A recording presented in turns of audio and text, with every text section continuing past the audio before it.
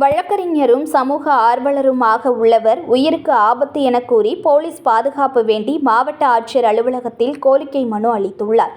மயிலாடுதுறை நீதிமன்றத்தில் வழக்கறிஞராக பணியாற்றி வருபவர் சங்கமித்ரன் பல ஆண்டுகளாக சிறுமிகள் மற்றும் பெண்கள் பாதுகாப்பிற்காகவும் போக்சோ சட்டத்தின் கீழ் எடுக்கப்பட்ட நடவடிக்கைகளை துரிதப்படுத்த கோரியும் மணல் மற்றும் கள்ளச்சாராயம் ஆகியவற்றிற்கு எதிராக தொடர் போராட்டம் நடத்தி வருபவர்.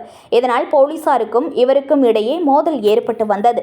இந்நிலையில் சங்கமித்ரன் வழக்கறிஞர் மீது சென்னை பார் அசோசியேஷனுக்கு மயிலாடுதுறை மாவட்ட காவல் கண்காணிப்பாளர் புகார் அளித்து நடவடிக்கை எடுக்க கோரியிருந்தார். 2012 அதிமுக மாவட்ட செயலாளர் பவுன்ராஜ் இவரை கொல்ல முயற்சித்த வழக்கிலும் மயிலாடுதுறையில் வீட்டை அபகரித்த வழக்கிலும் பவுன்ராஜை கைது செய்யாமல் போலீசார் அவருக்கு சாதகமாக இருப்பதாலும் கஞ்சா, மணல் மாஃபியா, கள்ளச்சாராய கடத்தல், பேர்வழிகளுக்கு ஆதரவாக செயல்படுபவர்களிடமிருந்து பாதுகாக்கவும் தமது வழக்கறிஞர் தொழிலை முடக்க அரசு வழக்கறிஞருடன் கூட்டு சேர்ந்து தனிப்பிரிவு ஆய்வாளர் பாலச்சந்தர் தூண்டுதலால் காவல் கண்காணிப்பாளர் நடப்பதால் தன் உயிருக்கு ஆபத்து இருப்பதாகவும் போலீஸ் பாதுகாப்பு வேண்டும் என்பது போன்ற பல்வேறு கோரிக்கைகளை வலியுறுத்தி மயிலாடுதுறை மாவட்ட ஆட்சியர் அலுவலகத்தில் மனு ஒன்றை அளித்து பாதுகாப்பு கோரியுள்ளார்.